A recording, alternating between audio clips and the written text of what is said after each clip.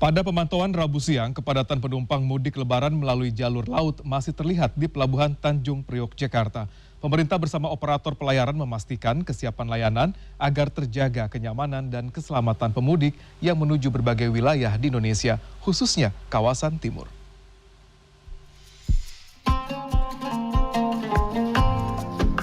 Keramaian pemudik sudah terlihat sejak area lobi hingga ke pintu masuk pengecekan tiket. Mereka didominasi penumpang yang datang berkelompok, termasuk bepergian dengan anak-anak. Berdasarkan data per 18 Maret, jumlah penumpang kapal Pelni dalam sehari mencapai 28.070 orang dan dinilai melampaui proyeksi awal di angka 27.000 orang yang naik 2,7%. Sementara total penumpang sejak awal periode mudik 6 Maret hingga 9 April telah menembus lebih dari 253.000 orang. Mengawal kelancaran proses mudik, Wakil Menteri Pan-RB, Wakil Menteri Perhubungan dan Kepala BMKG meninjau Pelabuhan Tanjung Priok, Jakarta Rabu siang. Kunjungan ini untuk memastikan pelayanan publik berjalan optimal, mengingat tingginya kompleksitas layanan antar pulau di pelabuhan terbesar di Indonesia ini. Salah satu kapal yang menjadi perhatian adalah kapal motor Laborar milik PT Pelni yang melayani rute jarak jauh ke wilayah Indonesia Timur seperti ke Papua. Saya pikir stimulus yang diberikan oleh pemerintah, baik bidang ekonomi khususnya kepada Pelni, cukup baik dan signifikan. Karena harapan masyarakat seperti itu. Pergi dengan baik, dilayanin baik, dan kemudahan itu menjadi harapan mereka. Meskipun mereka tidak mengucap, tapi pemerintah tahu kalau ini diberikan pasti masyarakat senang.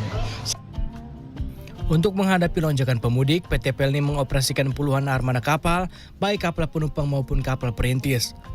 Selain kesiapan armada, peningkatan layanan juga dilakukan melalui transformasi digital. Mulai dari pemesanan tiket hingga check-in online guna mempermudah akses bagi penumpang.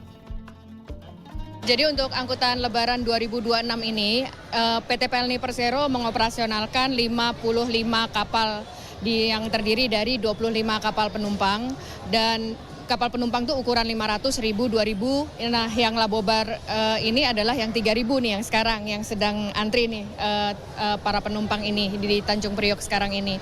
Nah, kemudian 30 kapal lainnya adalah kapal perintis dan semuanya beroperasi dengan proyeksi penumpang untuk angkutan Lebaran di 2026 ini sebanyak 641.000.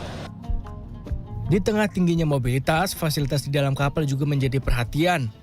Kebersihan, kenyamanan hingga kelayakan sarana penunjang terus ditingkatkan untuk mendukung perjalanan jarak jauh yang bisa memakan waktu berhari-hari.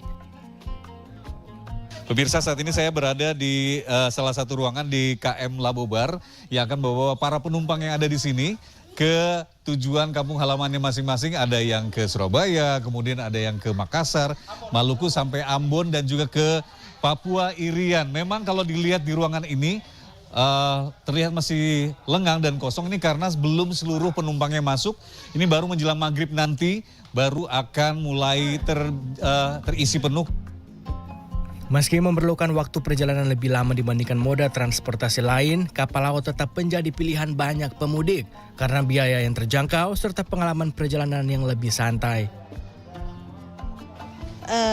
Lebih santai sih sebenarnya, lebih santai. Terus kalau jalur laut tuh kayak enak aja, adem, nggak deg-degan.